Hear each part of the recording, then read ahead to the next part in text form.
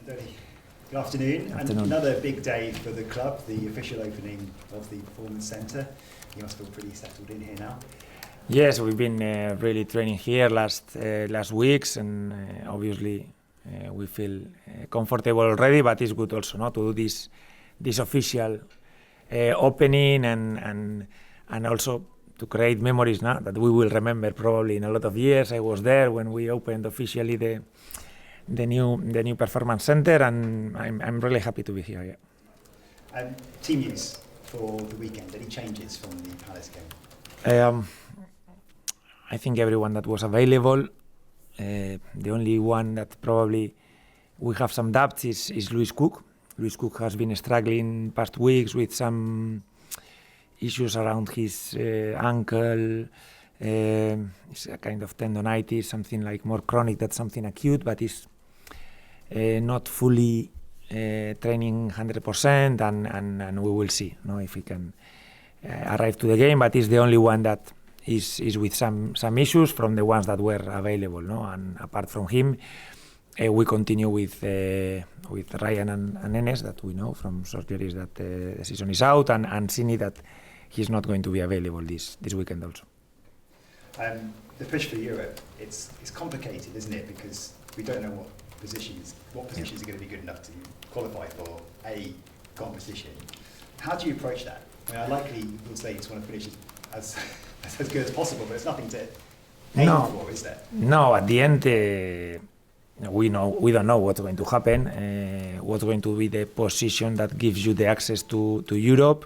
More or less, what we are thinking, or we need to think, is that there is 7 teams that are ahead of us, comfortably ahead of us, and there are some teams around us, 3-4 teams that we are fighting for, I don't know, probably one spot, maybe nothing, because we don't know if Palace wins the cup, there is nothing to play for, but we want to think that at least will be one position there that is open, because the distances are 1 point, 2 points are really short, and we know it's going to be difficult, especially for us, because we have a difficult schedule. We have to play against teams that are very good, but now at the end of the season, every point, whoever is the opposition, is very expensive, and we have to go week by week and try to arrive with chances until the last game.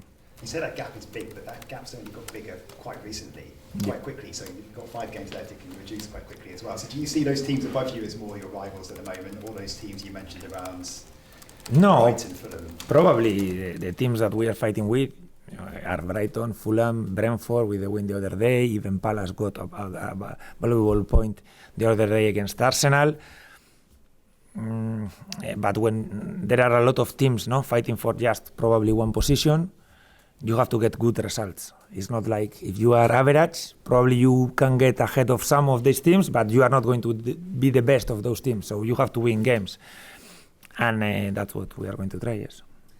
There's been a lot of speculation around some of your players this week. I mean, we know about Dean's release clause, but do you think European qualification could convince some, like Milos Kerkez, like Anton Semenyo, to get into Europe? I haven't felt this week especially different from the others. You know, I suppose this is happening to every team, to every not all the players, but the ones that especially are doing very well. I don't think it is affecting us a lot, to be honest. In the games, I see the players focused on what we have to do, and I hope we continue like this until the end. Some things you cannot control, the noise from outside, but I don't feel like it's affecting us a lot. It feels like everyone's talking about Dean at the moment. I mean, he's a really young man. He's only turned 20, last week or the last few weeks. You know better than us. As a young man, is he able to block that kind of thing out? From what I see every day training and playing, and I don't see it's affecting him at all. I see him in the same mood that he normally is. He's training well. I think he's playing well also, and I think he's, even being young, is not something strange for him. He's coming from big teams, even if they were not in the first team, but he's coming from Roma, from Juventus, from teams that probably these things are quite natural, and I see him quite normal, yes. And just finally for me on Manchester United, not a great season by their historic standards. It seems it's all in the Europa League for them now. You beat them 3-0 in December. What has changed, if anything, that Ruben Amorim's changed since you played them in that match? I think they don't change their structure a lot. They are trying to find the best spots for every player. For sure, he's more familiarized than when we faced them there. I think when we played them, the game was quite leveled. It was not a 3-0 game. I don't think probably we were a little bit better, but a little bit. It's not for me. It wasn't a 3-0 game, and I expect also a tight game. I hope we can win it. We can make the difference. But it's a team that normally defends quite well. Doesn't give you a lot of chances. And I know they have the game on Thursday in the Europa League, but they have 4 days to rest. So we've been preparing against the best Man United team. Yes. Best of luck. Thank you. I know as Bournemouth manager, you of course want United to lose this weekend, but as a football fan, how much do you want United to lose next week in the Europa League? No, I definitely want United to lose this weekend. Not this because it is a very important game for us. I think it's a key game. After this one, only have 4 games remaining, but it's true, I'm not going to hide it, that I also want Athletic Club to win the Europa League. So definitely also I will support Athletic Club, yes. You said the game at Old Trafford was much closer than 3-0. Yes. What was the key to getting over the line and doing so well that day?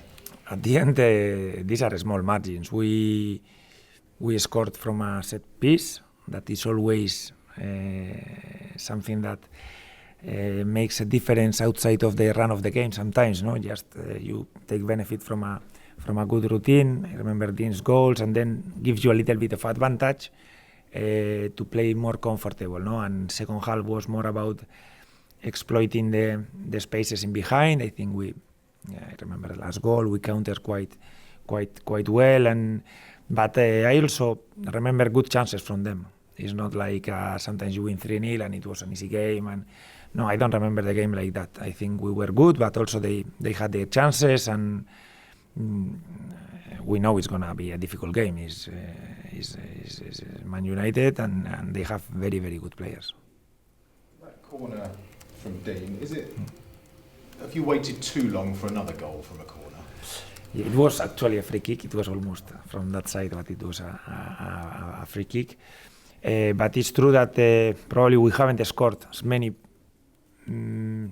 offensive set plays as the season before. It's true that we've missed big chances. The other day we did a really nice routine against Palace. Also, Dean misses almost a sitter there.